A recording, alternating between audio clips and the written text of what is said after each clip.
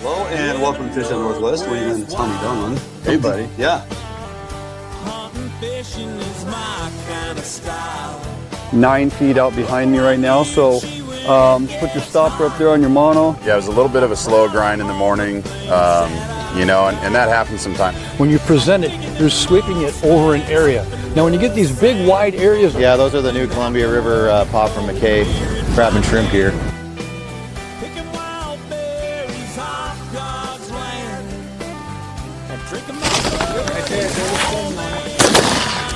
There we go.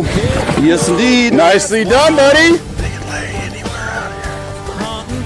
That's a beautiful fish, Dwayne. Nicely done. Thanks for rolling me into him, Mike. Yes, sir.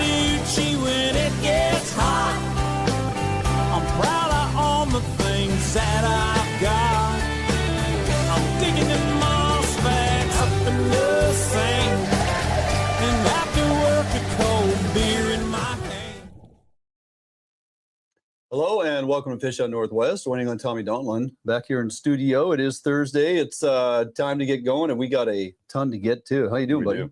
And good. Just getting ready for the season. We'll be rolling in Westport here next weekend. Yeah, you got a little bit of a boat maintenance going on. It's funny, we were both out at Defiance today because I had to drop my boat off. But the motors have achieved maximus break-in hour time on the break-in oil, so we got to cycle that all on out, take care of a few little warranty deals, and other than that, things running top-notch, man. Yeah, that's great. Yep. Been putting in the hours, that's for sure. Yep, good. Yeah, you've been everywhere. We've been trying. Yeah, just got back from the east side. That wasn't exactly successful as far as high numbers of fish over the rail, but I tell you always take something away. Herzog and I learned something through the process. Jordan was there, and we had a good time, and just a tough fishery for us this last week. But nonetheless, you know, again, we went over there and just making adjustments on the boat, running the side planers. I'm going to rebuild my towers now this weekend and just make them a little taller and just, you know, kind of just you find stuff out after you put time in, right? Yeah, for sure. And then you make small adjustments and hope to improve. So that's right. One thing we can't improve a whole lot on is this weather. Huh? I know, it's been excellent. Oh my gosh. It's been beautiful. In this week, on through Easter weekend. And I want to wish everybody a happy Easter as you get through the weekend. And boy, it's going to be amazing. And the outlook for next week looks fantastic. Little to no wind. Yep. Very good reasons to get out on a body of water somewhere and chase something. And you said when you showed up here that ran into a few guys. Area 11 seems to be fishing pretty well. Yeah, I ran into Rob Larson this morning at Sportco, and he said he had two in the boat, and he was happy. He was smiling, running ear to ear. So it was a bit of a grind there, you know, at the original opener, along with Area 10, where just you know, crushing fish, and Area 11 just kind of struggling. A lot of guys not finding fish, putting in time, and you know, CQ's been going off too. Yeah, that's kind of a quiet thing that doesn't. Not a lot of chatter on that, but it is fishing. But it's been going really well up there. Lots of bait in the water. Lots of bait. I would have a lot more motivation to drag the boat all the way to CQ if we had a 2-fish limit. Yeah, it's a long grind for one fish. I think you and I can both agree on that. But we got the summer to look forward to, and it's going to be a different program out there then. Yes, it is. So that's something about. Speaking of Lake Roosevelt, so we went over there. We're fishing for kokanee and rainbows, and there's other species in the water there. And depending who you talk to, you can or cannot keep. That brings us this week's Peak Outdoor Moment of the Week. Downrigger rods are the only ones getting hit this morning. I'm telling you. Huh? How about that? You still on there? Yeah, he's still Yay! on there. He's still on there. Outstanding. Huh. Now you didn't change anything on here. No. I bet it has pink on or something. It has that, what I just put out, the same old pink. Yeah. Okay. Same old.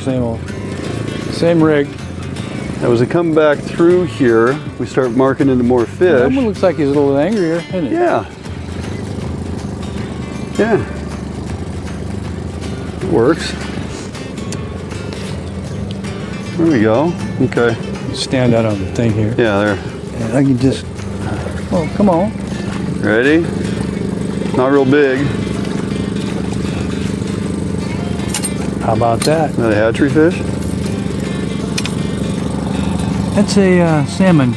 Yeah, that's a Chinook. Yeah. I don't think we can keep those. That's king salmon. That's a Chinook. Yep. Well, you wanted a springer. Yeah, true. You wanted a springer fishing. All right, you got to throw that back. Well,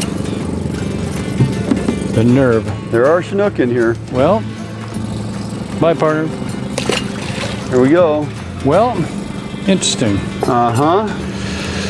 No kokanee, no rainbow. No, sir, but Why not a Chinook? we're getting kings, though. What do you know? Well, Which we couldn't do in the saltwater the other day. Hey, So. yeah, that didn't work. You had to come over here to get a Chinook. Yeah. Huh. Go figure.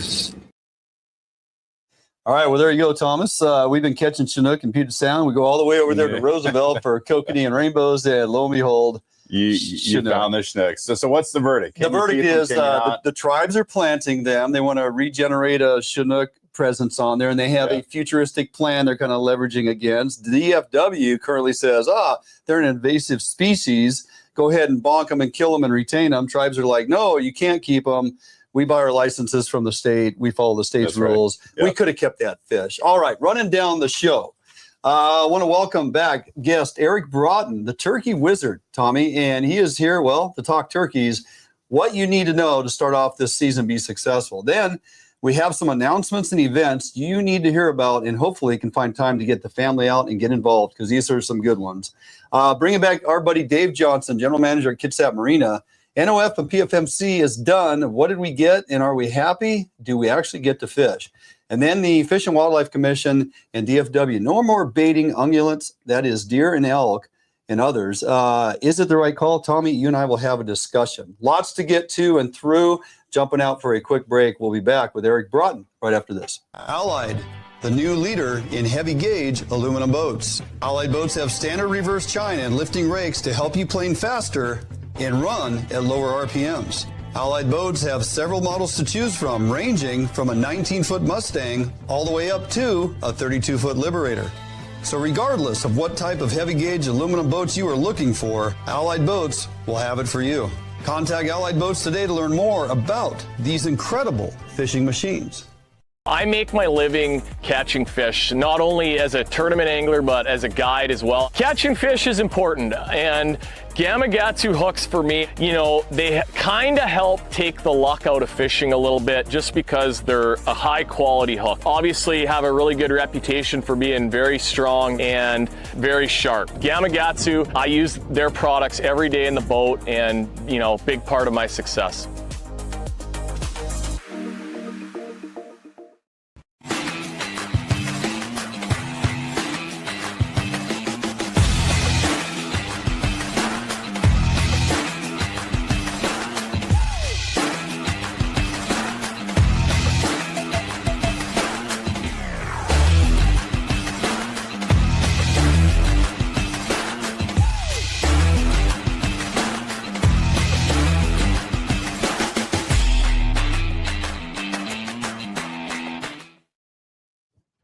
All right, welcome back here in studio. I want to welcome to the program, no stranger. I've been talking to him for years, Mr. Eric Braaten. He's the admin on the Washington State Wild Turkey Hunting Facebook page and involved with the Wild Turkey Federation, and always the brain I want to pick when it becomes turkey season. How you doing, buddy? Glad to have you on the show. Great. How are you guys doing? Hey, we're doing all Excellent. right. So you're definitely not at home. You're up there at your turkey camp, one of your turkey camps, not to be confused with the turkey cabin, but I refer to you as the turkey wizard. You know, it's because wizards are defined as a male subject or individual possessing magical abilities and powers. And when it comes to turkeys, that kind of is you. So you are my turkey wizard, my friend. And it is just the first 3 days of the season. Let's face it, open the 15th. Of course, you spend time preseason getting out scouting. You're the type of individual that helps a lot of folks out through turkey season, both adults and youth. You take a lot of pleasure in getting folks onto their first birds and getting folks in camp. And so throughout the scouting and the few days that you've been out on this season so far, what's going on? You seeing lots of birds? We got a lot of activity already? Oh yeah, there's birds from, you know, where I hunt. My first camp is in Lincoln County. We had a lot of birds, and they're in a kind of a different phase than the birds. I'm all the way up at the upper end of Lake Roosevelt right now. Mm-hmm. And up a little bit higher elevation, it's colder, and the birds are still in big groups, and they're just starting to break up. So the birds down Lincoln County, where it's a little bit more arid, we've had some pretty good warm days down there up in the upper 60s, 70s, and that's really broken up the flocks. And so you're getting big toms with a few hens here and there, groups of jakes running around, and then you have a few satellite toms, which guys are picking off since opener. Nice. And you're seeing a lot of harvest. Opening day was really good for a lot of people. And the youth season prior to that, we actually had a really good youth season. A lot of kids getting on birds and parents getting their kids out during spring break. It was pretty awesome to see all of the pictures. Yeah, real cool. Excellent. Eric, I'm now going to refer to you as Mr. Turkey Wizard. That's right. And I do have another question for you, of course. Hey, I want to talk about bird survivability. And this is, I'm going to ask the question, I think we had a mild winter. Turkey population is likely doing well. I'm kind of chuckling because I've spent a fair amount of time in and around Lake Roosevelt, in that area, Stevens County, Douglas County. And I think you're more likely to hit a turkey on the road than you are a deer. At this point. But I am just curious, are there really any areas where you would be concerned about low turkey numbers? We have some areas that we put birds in years ago with the Turkey Federation. One is the west side. We only put like 300 birds over there. And it would have been, those Turkey Federation chapters would really like to get some more birds over there, but they're doing pretty good. We actually had several Easterns harvested since opening day. Oh, really? Which is, so, yeah, I know of at least 4 or 5. Okay. So that's really good. What amazes me is the adaptability of the species to different habitats. You get down there around Lincoln County, Douglas County, they're in the sagebrush and they, sparse timber, and they're actually doing really well. And then you go, the other extreme is upper Ponderay County or Ferry County or Stevens County, where you have, 10 feet of snow. And we actually had birds on camera on one of the leases walking on 3 feet of snow going uphill. Yeah. Going up the mountain to probably a south facing slope. That's usually where they like to hang out. Okay. And but it's amazing. Yeah, I would not complain if we got more Easterns over here on the west side. I wouldn't have to drive so far to at least pop one bird, or, at least have the opportunity there. So see what you can do. Call some of your friends. Let's get them. Let's get seeding some birds over here. Hey, I want to talk predators for a moment. The state's not real aggressive as of late with the general makeup of our commission, just kind of the way things have gone the last several years. Predator management is not a priority. And so we have quite a few more in some areas, predators on the landscape. When you are out there working your calls, I know I've hunted with you multiple times. We put out decoys, and those decoys can draw in predators. Have you seen a little uptick in activity, or are you seeing any more coyotes or, small cats and things come in on some of your decoy spreads and when you're using calls? Yeah, in the old days, we used to call in lots of coyotes, and that was probably the number one thing. And then that was probably, I kind of predate trail cameras now, but we now have cameras everywhere, right. Cell cameras. And we actually had last week on one of the leases, a wolf and cougar on the same property with the turkeys. So, okay. I mean, there's a variety of predators out there. You got to have your wits about you. Mm-hmm. We've been in several situations in Lincoln County. We had one year where we had a cougar jump on to one of my buddies, or come at him, and he shot him with a shotgun. And, so it does happen. You bet. Yeah, and that's how we got a crack at a cougar last fall during the winter season. It was a cougar coming in on a flock of turkeys. Yep. Okay, going to hold you right there. We want to jump out for a break and come back, but we really got to get drilling down on some technique points and some tips from you that folks can utilize to hopefully find their way into getting a turkey in the bag. So don't go anywhere. Jumping out for a quick break. We'll be back with Eric Braaten right after this.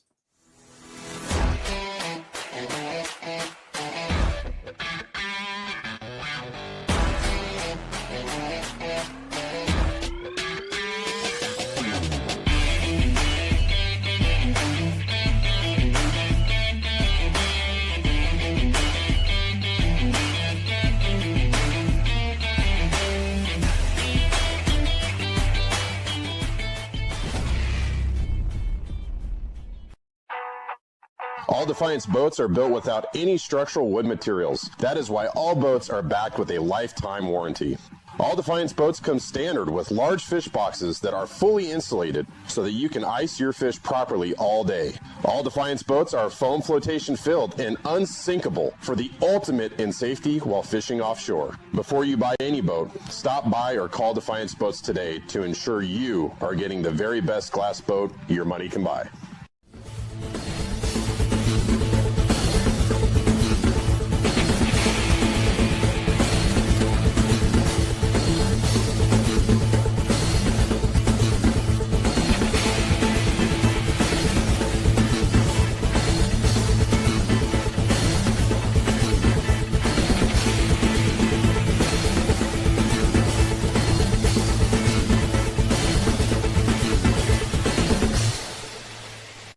Start your outdoor adventure at Sportco and Outdoor Emporium, 2 locations with the best selection of name brand outdoor gear at affordable warehouse pricing. Over 60,000 different items to fit in your adventure, like Gamakatsu fishing gear, premium grade high carbon steel hooks, Gamakatsu custom designed fillet and boning knives, to tackle and storage containers. Gamakatsu, simply the best. Maximize your outdoor adventure with the right gear at Sportco and Outdoor Emporium, Fife and Seattle. All right, welcome back here. Still on with Eric Braaten, the turkey wizard, and glad he would hang out through the break. So, hey, Eric, let's talk a little early season now. The mornings can be a bit chilly right now. That being said, afternoons can warm up to 70, 75. And as we roll into May, you and I both know we could be sitting in a ground blind and feel like 90 degrees in a ground blind. Let's talk about calling and how aggressive maybe we should be now or not, and compare that to like when we get a little farther into season, like in May, mornings in May, or, early afternoons, early evenings, I guess. Should we be aggressive on our calling right now and then back that off as we move forward? What do you recommend? So currently the aggressive calling is working really good. In a normal spring, like we're a little bit late to the game up here where I'm at now. Down in Lincoln County, we were calling sparingly. So it varies depending on where you're at. And what I mean is, some of these birds have their own hands and they don't react as often as when you have a large winter flocks that are just breaking up.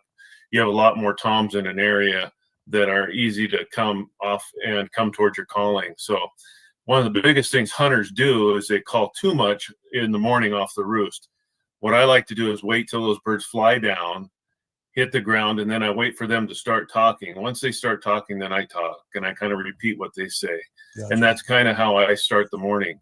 A lot of times it's, people get excited, early in the season, and they got all these calls in their vest or whatever. And they always want to start, and they tend to overcall. And so one of the biggest tips I could give anybody is to use your calls sparingly. In the afternoons, get more aggressive. Gotcha.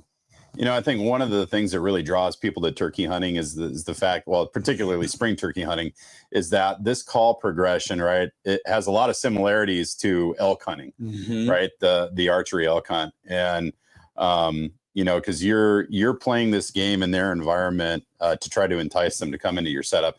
And so that begs the question, what is your approach on call progression? Are you trying to start with a locating call and then close the distance to that tom and then call minimally at that point? And I'm also curious if these birds try to wind you as well. So kind of talk us through that progression. Yeah, I look at it as a chess game. And the reason I say that is because I don't like to show or card game. I don't like to show my cards because, so I like to use the locator calls and give if we're in an afternoon setup, I would use a woodpecker call or a crow call and try to locate the birds and cover lots of ground until I get a bird to answer. And then once they answer, then I can get in tight or find a place to set up and then start calling. And then you kind of have to read the room because sometimes you'll get a subdominant tom that doesn't want to get his butt kicked, and every time he hears a hen, he moves away. And then you have other toms that are curious, mainly jakes, and they'll come in because they want to be near mom, and that type of thing, and be in that environment, which they were just kicked out of. And then you have the dominant toms, they got all these hens. They're really not going to come to you with all the hens. So you have to kind of draw the hens to you. So this early season, you have to kind of read the room and what's kind of going on and paying attention to all the little clues to kind of figure out your strategy. Yeah, it makes a lot of sense. It kind of gets me thinking. So as birds are moving in, I got decoys out. I've been calling. I got some birds working now, interested in what I'm saying. They're responding. Do I begin to soften that up a little bit based on bird proximity? Like if they're still a ways away, maybe I'm still scraping on the box call pretty good. But as they get closer, do I maybe want to switch over to a soft slate and just give a few clucks, or soften that blow, so to speak? Or again, am I just reading the room and kind of responding to what they're saying? So I always start soft and I move to louder. Okay. And the reason for that is I don't know where those birds might be. If you do, then you're trying to, at least call loud enough for them to hear you. Gotcha. And then you're basically just trying to, once that gobbler, if he gobbles and cuts you off, you don't really you could put your calls down and just be patient. Oh. But a lot of hunters, like I say, they want to have this conversation, which they don't really need to have. So. Makes sense. Okay, so you let out a locating call. You get a tom to respond, one that you think is going to be willing to play the game. And to talk about the decoy, how does that decoy work? Are you trying to, carry your decoy with you, get into a shooting setup, and then put him down? Are the decoys only used in a static situation? Can you talk to us about that? And would you recommend decoys for somebody who is maybe just getting into turkey hunting? Yeah, so I like a decoy to take the kind of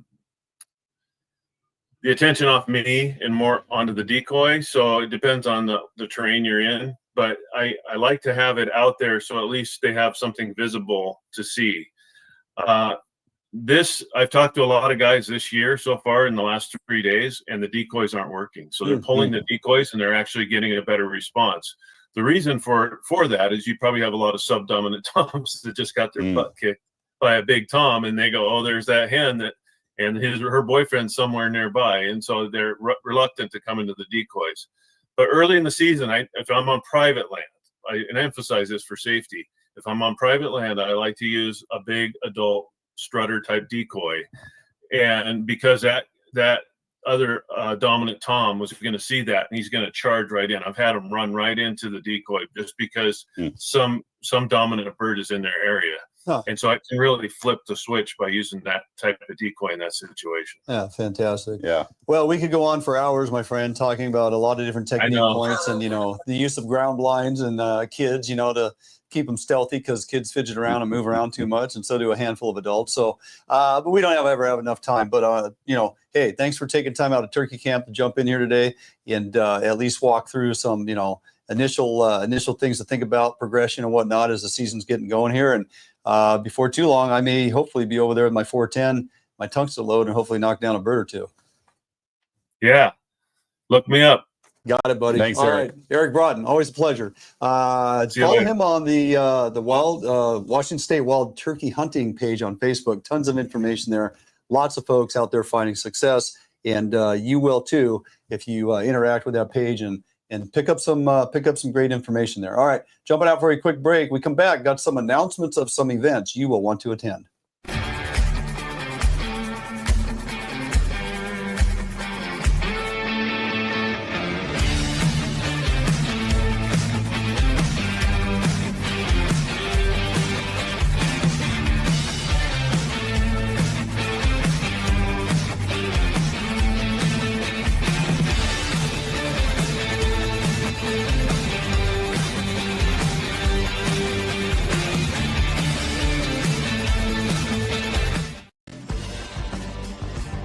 Defiance Marine is the one-stop shop for the Pacific Northwest angler.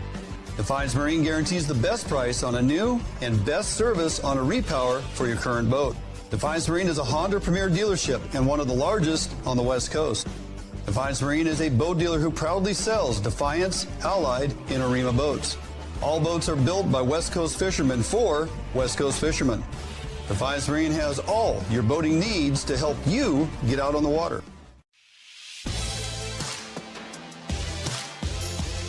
The Northwest premier upland bird hunting destination.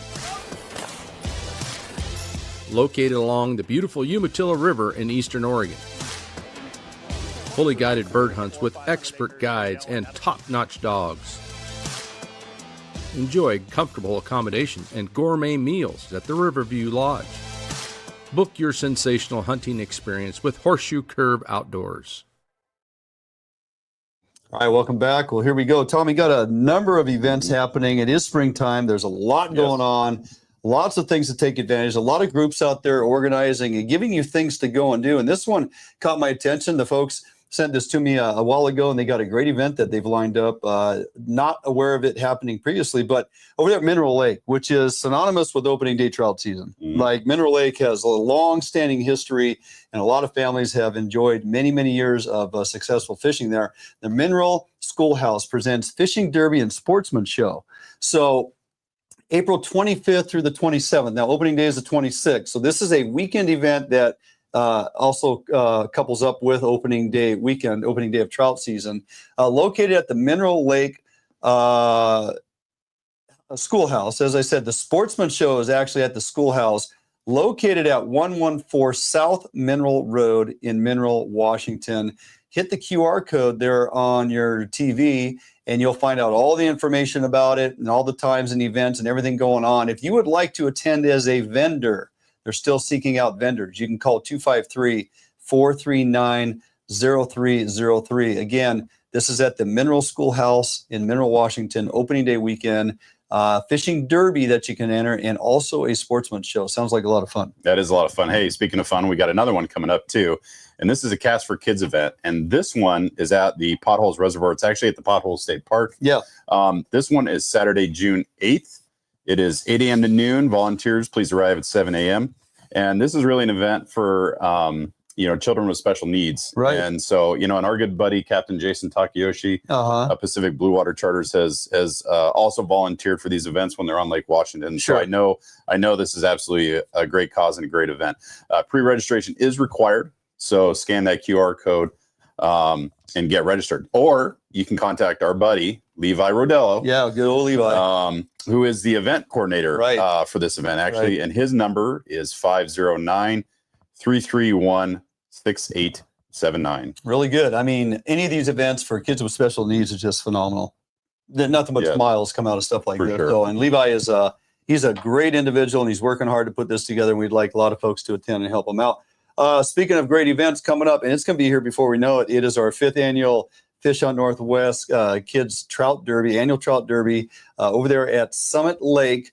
And the 2025 version, the 5th annual, is going to be the biggest and best ever. We have so much going on with this event. We got Mission Outdoors there once again, serving up free breakfast and lunch. The food is going to be free. SLCA, the Summit Lake Community Center, those folks are helping out. We got overflow parking for you to, show up for the awards after you're done fishing and park your boat and truck over there by the church just around the corner. We got parking attendants keeping an eye on all your stuff.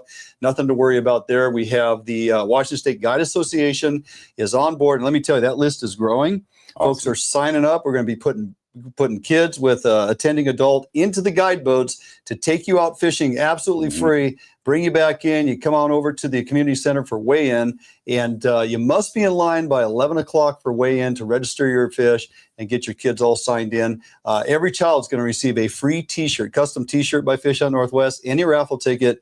We have thousands and thousands of dollars worth of prizes that we're giving away. Kids will win prizes for the entry of their fish in all the different categories. You win prizes from the raffle tickets. We have so many great folks and sponsors on board this year. And we have, categories, biggest trout, biggest kokanee, biggest random fish. We have people turning in perch and smallmouth bass and catfish. It's just, it's an excellent opportunity to get kids introduced to fishing. And if your child is 5 years old or less, you can actually fish right there at the community center at the trout pond. Yes. And those children win, as Thomas would know, yes, just as much in bulk of prizes as those out there fishing the big water. So, a 3-year-old kid can literally walk away with a brand new fishing rod and reel combination, a tackle box stuffed completely full of fishing gear, and a net and a medal around their neck of all things. And those kids like the medal hanging around their neck, I think, more than anything else. Like the bling. That and the cardboard box, the tackle box comes in, right? Those are the 2 things they want. So it's such a great event. We hope you guys are able to attend. For any information, contact us via our Facebook page or get a hold of us at www.fishhuntnw@gmail.com, and let us know what your questions are. And of course, sign up to get your kids on those guide boats. Jumping out for a quick break. We'll be back with David Johnson right after this. A Northwest favorite for almost 40 years, Arima boats are manufactured with pride in Bremerton, Washington. All Arima boats are built without any structural wood materials. That is why Arima boats are backed with a lifetime warranty. Arima can offer every boat with Honda outboard packages so that you can take advantage of the reliability and 5-year top-to-prop warranty from your Honda outboard. Call or stop by Arima boats today and let them help you get into your very next boat.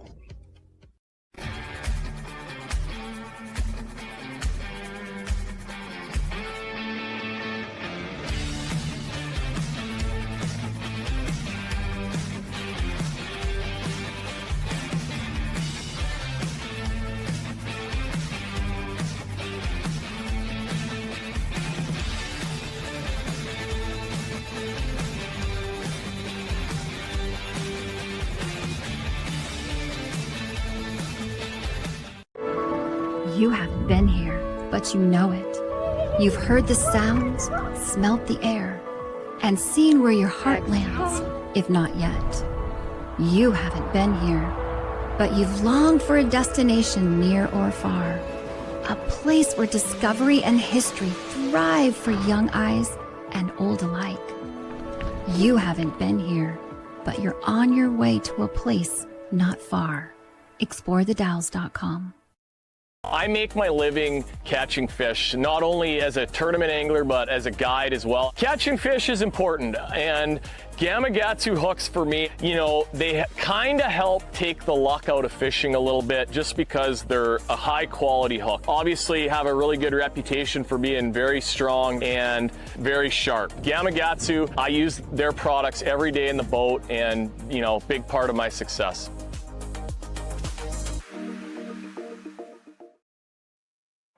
All right, welcome back here to the program. Want to welcome our good buddy Dave Johnson, General Manager, Kitsap Marina.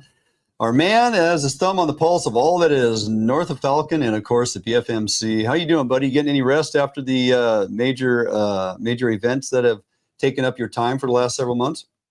Oh, we're going to catch up this weekend, I hope. Attaboy.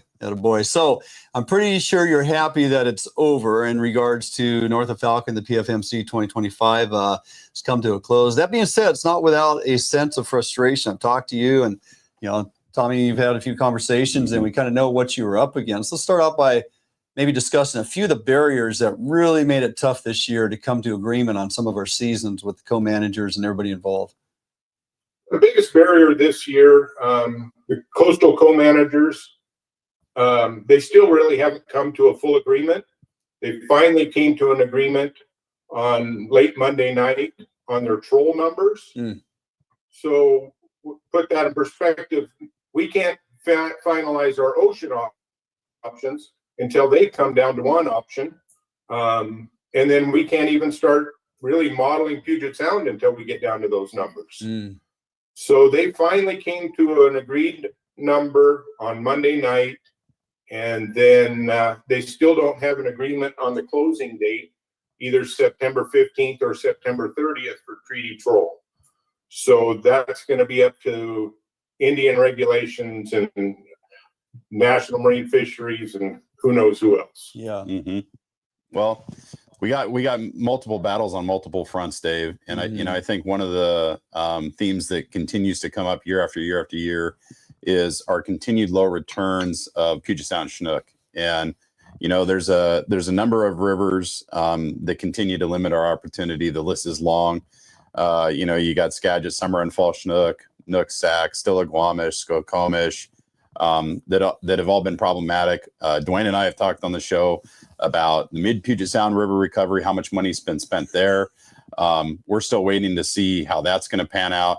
Can you kind of describe, what is our current situation with Puget Sound Chinook, and what does the future hold? Well, yeah, you hit it on the nail. The S rivers are always a big one. This year, we did get a big surprise on Sunday of our April meeting on Nooksack Springs. And that was a big hit. We had to hurry up and scramble on the ocean. because we've got some impacts out there, both sport and non-treaty troll up in area 3 and 4. So we had to do quite a bit of cutting and reshaping there, both on the sport and the troll side. We tried saving CQ next year. They actually lost their blackmouth season next year because of those impacts on spring. The problem that you have is if you cut quota in one area, those fish aren't being caught, and then they move to the next area, now they're being caught. So sometimes you can really cut quota someplace thinking you're going to help the next area, and it actually has the reverse effect. That makes sense. You lower treaty troll, that's got a big impact. Now your impacts go up in area 5 because they're not catching them, and the sport guys will. Yeah, you could cut area 5 spring blackmouth fishing and move it into the. You don't catch them in the spring. Well, they're still there in the summertime, some of them, and you're going to have coated wire tags in those suckers, and you're going to catch them in the summer. So then it hurts you the next couple of years. So it's a big domino effect. Yeah, obviously, as you kind of laid it out there, it just doesn't seem very favorable. Let's stay in Puget Sound for a little bit here. We reading through what was published in the last couple of days, areas 7, 9, 10, start off that mid-July with 3 days per week. Now we're looking at a Thursday through Saturday, which I'm okay with. We're including the weekend guys, and we're trying to elongate the season. If we're open 7 days a week, we'll close that thing faster, and we even get a look at it. Those are all quota-based fisheries. Do you have any of those quota numbers that we're up against for areas 7, 9, or 10 starting off? Unfortunately, I don't have those. Yeah, it was kind of a preemptive question there. I didn't know if you'd have those or not. I should have tried to get them from Lyle and those guys. I did not. Okay. I'm sure they'll have those out soon. But we're looking pretty good for coho in Puget Sound, though, through September, of course. And we have what looks like bonus pink limit of additional pinks on all those areas. Additional pinks in all the areas. 8-1, 8-2 is going to have some. Area 7 is going to actually have some non-selective coho fishing. Area 5 will the end of September and the first week of October. It won't be as big as it was last year for non-selective coho fishing. So there are some really good opportunities out there. Yeah. But then again, we got a lot of restrictions on a lot of impacts, and a lot of times we can't even get to our quota because of the impact. Yeah. Yeah. And encounters. Sure. Yeah. Yeah. The pinks are definitely a bright spot. I think a lot of kids are going to be happy this summer. A lot of adults are going to be happy this summer. For sure. Yeah. With the bonus limit. As we move further south in the Sound, we get to the South Sound. You talk area 11, Dave. You've got in June, you've got 4 days a week. That goes on for a couple weeks. Then it closes for a couple weeks. You get into a July fishery. Then you have 3 days per week. Tell us a little bit about area 11 and expectations there. Yeah. They also have an opportunity on the table that the advisors down there with WDFW, that if the quota doesn't get caught in June and they got quite a few impacts and quota left, they really are pushing for a 7-day-a-week season. So the advisors are fighting hard for that. Kudos to them. And, hopefully they can get it. Unfortunately, Area 11's had a bunch of coated wire tags from strays that have been caught, both in treaty net, and it's really hurt them on the strays down there. Luckily we didn't have much. We got rid of the mid-hood canal stuff, or we'd really be hurt. Yeah. That one was hanging over our heads early on. I remember the first time we had you on, that was going to be a conflicting deal, but they bumped those coho numbers, so it kind of saved us. All right, don't quite go anywhere yet. We're going to jump out for a break. We still got ocean fisheries to talk about, Tommy, and Columbia River. Yes, sir. And sockeye. So all that with Dave Johnson right after this break. You haven't been here, but you know it. You've heard the sounds, smelt the air, and seen where your heart lands, if not yet. You haven't been here, but you've longed for a destination near or far, where the young and old find rest and excitement, not apart. You haven't been here, but you're on your way to a place not far. ExploreTheDalles.com. Yep, for sure. Oh yeah, big fish. Yeah, buddy. Nice fish. Oh, beauty. Gorgeous fish. Bobby's on the board. We got a good one. Oh, yeah. Whoa! Oh, geez, come on. Nice fish. Nice fish. All Defiance boats are built without any structural wood materials. That is why all boats are backed with a lifetime warranty. All Defiance boats come standard with large fish boxes that are fully insulated so that you can ice your fish properly all day. All Defiance boats are foam flotation filled and unsinkable for the ultimate in safety while fishing offshore. Before you buy any boat, stop by or call Defiance Boats today to ensure you are getting the very best glass boat your money can buy.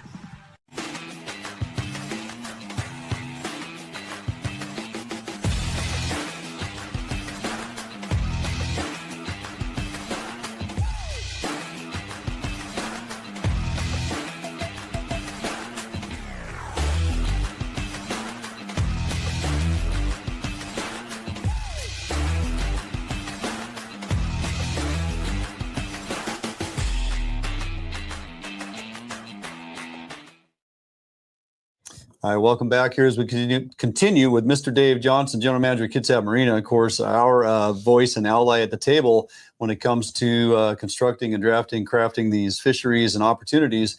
Dave, let's jump on out to the ocean, our 4 ocean areas as we roll into the summertime. What can we expect out there in the ocean relative to Chinook and Coho? Well, luckily quotas are up from last year. Mm-hmm. Areas 2, 3, and 4 are going to open up the 21st of June. For Chinook only fishery. Westport's going to close on the 29th and then go on the 28th or 29th, then go on the 30th for their all fish season. The North Coast, we're going to go to all fish on July 4th. And it's going to be a straight 2-bag limit in area 3 and 4. So guys can go up to the North Coast and catch their 2 Chinook. Westport, keep your eyes open. Hopefully we'll be able to liberalize the season after 2 or 3 weeks into it, and be able to do some structure on the season structure there come first week of July or so.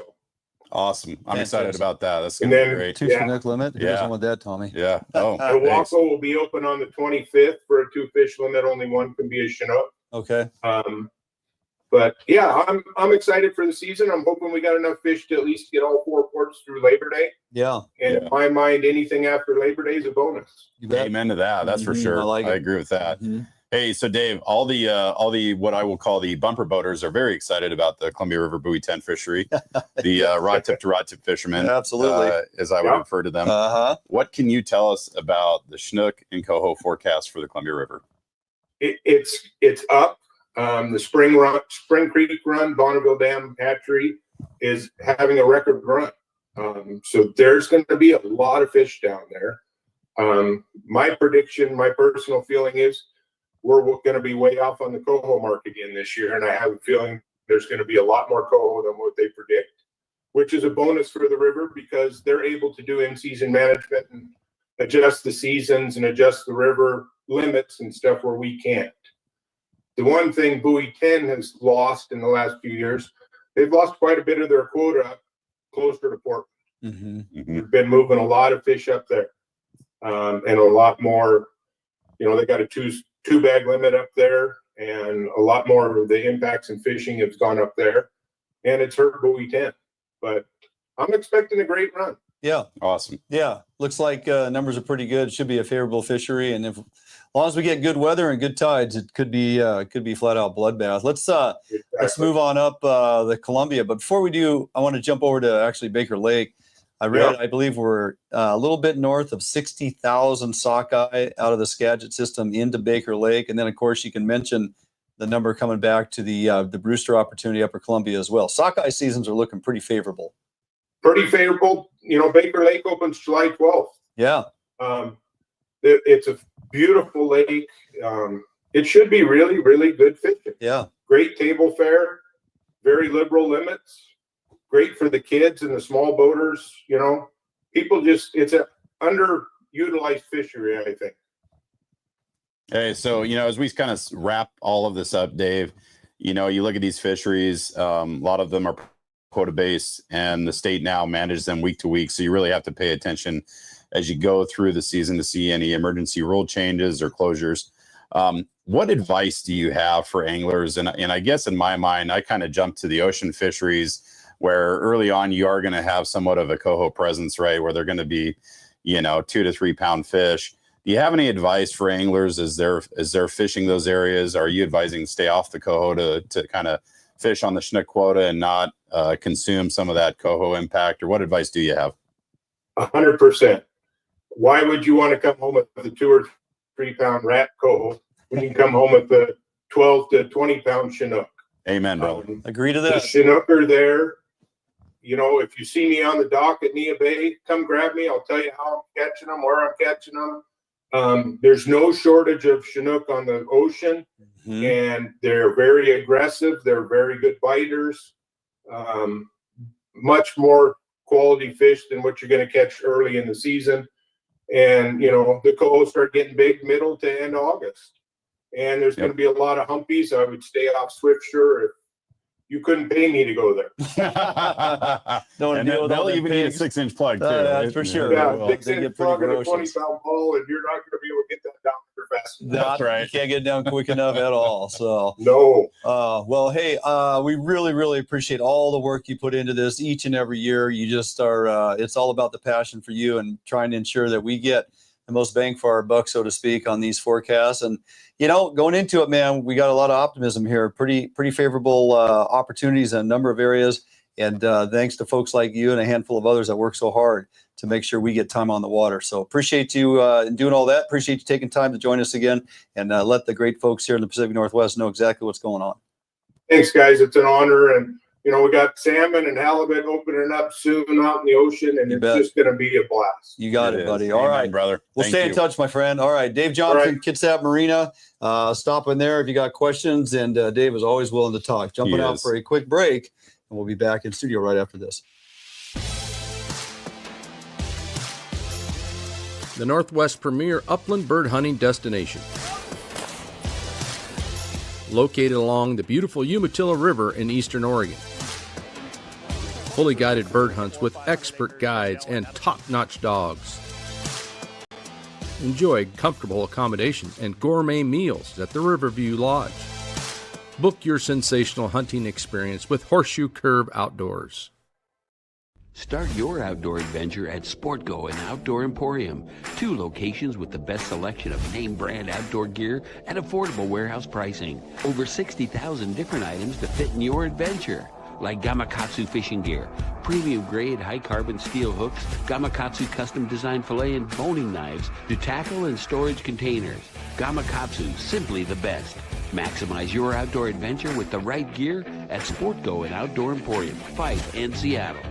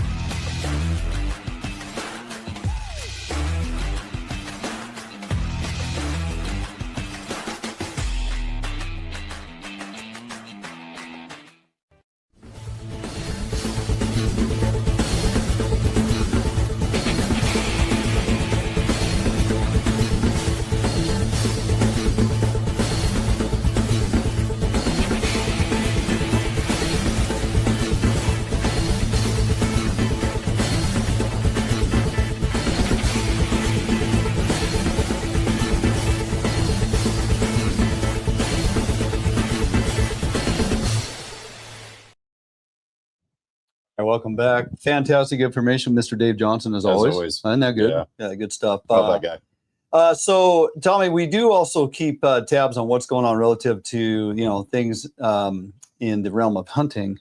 We do. And that is on the minds of many, as seasons will be here before too long, and we got to get out there and start hitting the range and getting ready for whatever it is you're doing. We have some changes coming about. It's been worked through the process with DFW and the commission, and they kind of lean on this. So it sounds like moving forward into this year, no longer can you bait for ungulates, as in deer and elk and whatever else walks around on hoof that you may want to go after. Talk to me a little bit about what you dug up and what's going on in the no baiting rule or restriction now. So this one's kind of interesting, right? It makes sense to, I'll say, a degree. And here's what the new rule says. It's prohibiting baiting or the use of scent. Or if you don't even hunt and you just like to feed animals, feed deer. It's deer, moose, or elk, by the way. Okay. It's captured in this new rule.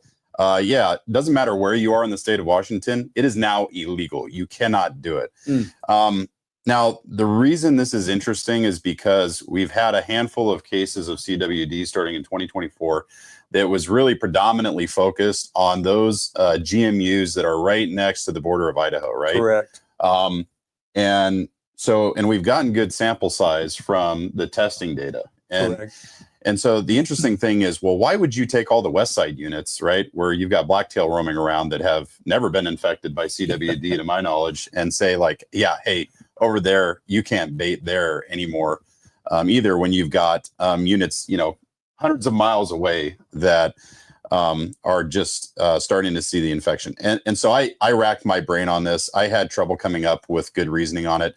I can give a few facts about chronic wasting disease. And, you want to remember, this is it's a fatal disease for deer and also elk in some cases. Yep. And it's a neurological disease. And what happens is they get this infection, what's called an infectious prion. And it's a protein that's transmitted, and you can transmit it through, deer-to-deer contact. If they touch their nose on a plant, then another deer touches their nose, they can get it. It can go saliva, through feces, urine, saliva. And so that's how it's transferred. As you look through the data that WDFW has posted, what's also interesting is that after the deer passes away, these prions that contain the CWD, they can exist for up to 2 years in that carcass, right? The other thing that's also part of this disease is that the deer will have it months and even years in some cases before they show any sign of it. And so you really don't know if you shoot a perfectly healthy buck over there on the east side, you really don't know if it has CWD or not.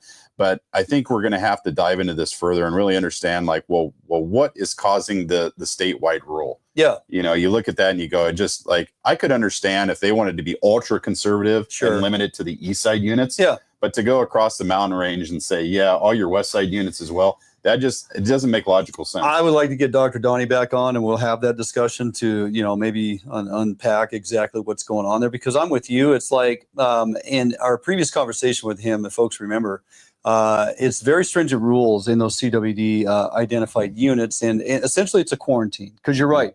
Once it's prevalent, you'll never get rid of it. You can't stop it. And so the spread is of concern. And there's been states dealing with this for years, right, that have certain areas, if you want to say under control, that is, they're not exceeding the quarantine area. They're not getting past certain areas. There's a whole process, and we'll delve into all that again. Obviously, we have a lot of time to talk about this, but if you do harvest a deer, you got to check it in. You got to remove the glands. You got the lymph nodes. You got to turn them in for testing, and there's all this stuff. And if you're bringing deer back from the east side or back over to here, you got to leave the bones in the woods. No bones. You got, if you're doing a Euro mount, you have to boil it over there. So, I mean, I haven't hunted over bait for a few years, just, hunting public land and whatnot. But there is some usage that, we're disregarding. And it's much like telling folks you can't fish from a boat. That's right. You're precluding like senior citizens, elder hunters, and youth that maybe you want to set up in a ground blind. You want to have them hunt over bait. It's a much more ethical shot opportunity, especially for young kids, where they can really get, antsy, or even for adults. First couple seasons hunting that haven't been successful out on their own. There's a lot of emotion involved with that. So if you do give them that opportunity, for me, it seems like a much better option to introduce folks into hunting and in those environments where you can set that up. So I'm not sure why here on the west side, relative to blacktail hunting, that would even be a concern at this point.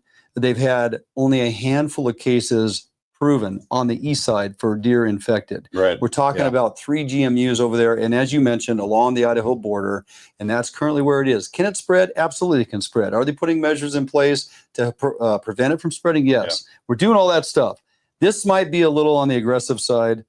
We're going to take a look at it to get Dr. Donnie back on here and have that discussion. There's one more interesting fact that I want to mention is the WDFW has feeding programs for elk wintering. They do. A lot of states do. And so, part of this is they're saying, this is the rule for thee, but not for me. Yeah. They're going to have to evaluate that whole feeding program. Montana's doing the same thing. The Montana, Wyoming, large game areas where they feed elk all through the hard winters. This is a conversation Randy Newberg and I had. That exact reason why in these feeding lots and these feeding fields ran by the states. And do they have concern for CWD and where's it going? That's right. Much more to unpack on that. And we'll get into the multi-season tags if we have time. Jumping out for a break. We'll be right back. Allied, the new leader in heavy gauge aluminum boats. Allied boats have standard reverse chine and lifting rakes to help you plane faster and run at lower RPMs. Allied boats have several models to choose from, ranging from a 19-foot Mustang all the way up to a 32-foot Liberator. So regardless of what type of heavy gauge aluminum boats you are looking for, Allied Boats will have it for you. Contact Allied Boats today to learn more about these incredible fishing machines.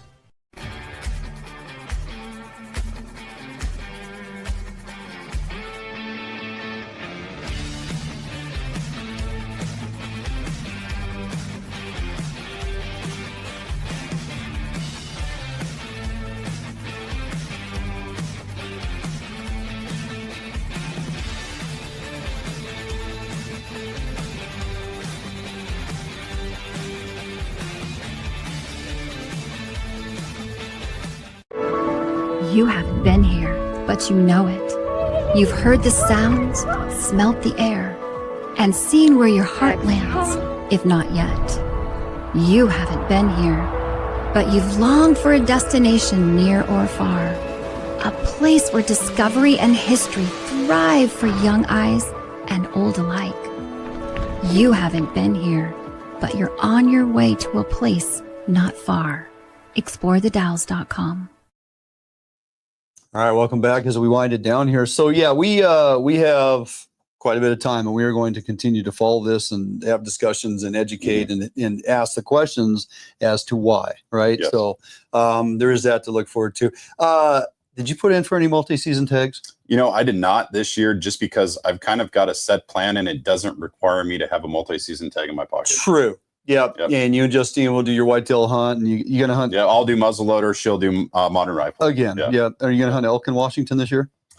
Most likely not. Probably not. No, because I'm hunting Wyoming and Idaho. Yep. You got 2 out-of-state hunts. So I, for once, I got, and a lot of folks who put in for it, it's several thousand tags that are handed out, but the multi-season deer. But after 9 points, after 9 years of putting in, I got my multi-season elk. Which is pretty exciting, because my intentions are to muzzleload once again. Yeah. And I'm going to get me one of the new 1-power Vortex scopes. Jake, the order is coming your way, by the way. And mount that on my new muzzleloader. But that'll be probably the go-to. May even have to sharpen the arrow in the quiver, and maybe get back pulling the bow and see if we can't put that together. Because with the multi-season tag, I do have some great options now for elk. I'm pretty excited. You do. Yeah. There's actually a lot of good. So you're gonna hunt west side, right? West side. Yeah. Well, I can put in for an east side tag too on the elk, and if I get drawn, I can hunt. Well, I actually do. General season with the multi, right? You can go either way. I can go both sides. So you've got a lot of opportunity. You got to figure out where you're going to be. Exactly. Yeah. You're going to take a little bit of planning and a little logistics, and just not take it for granted and just waste it. Like, we want to make sure it pays out. Yep. And if a nice thing too, you have much longer season, and a number of those units, even in a late hunt, is cow only, and so or antlerless, and so you have opportunity if you're not successful in any of the other times of the year. Maybe you can wrap it up as you even roll into the first of the year. You've got a lot of planning to do. I do have. You may just have to forget about deer this year. No. I'm going to either go after a mule deer or get back to blacktail hunting. So I just I missed out on my blacktail last year because I went over and got that nice mule deer. But that's right. Either or, any and all of it's just great opportunity. So hopefully, I put that post out on our Facebook page. A lot of you engaged in that. A lot of successful folks in getting the deer tag. Only a handful on the elk. But pay attention, because some of those will come back to the counter that you can put in for after it's all said and done. So I want to thank our guest on to today's program, Eric Braaten, of course, and the turkey discussion, the turkey wizard, that's sticking, by the way. And of course, Dave Johnson. Yep, Dave Johnson. Always a pleasure to have him on. Weather's going to be fantastic. Great outlook for the weekend. Get out and get something done in the outdoors. Have a great week. Have a great weekend. We'll see you next time right here, Fish on Northwest.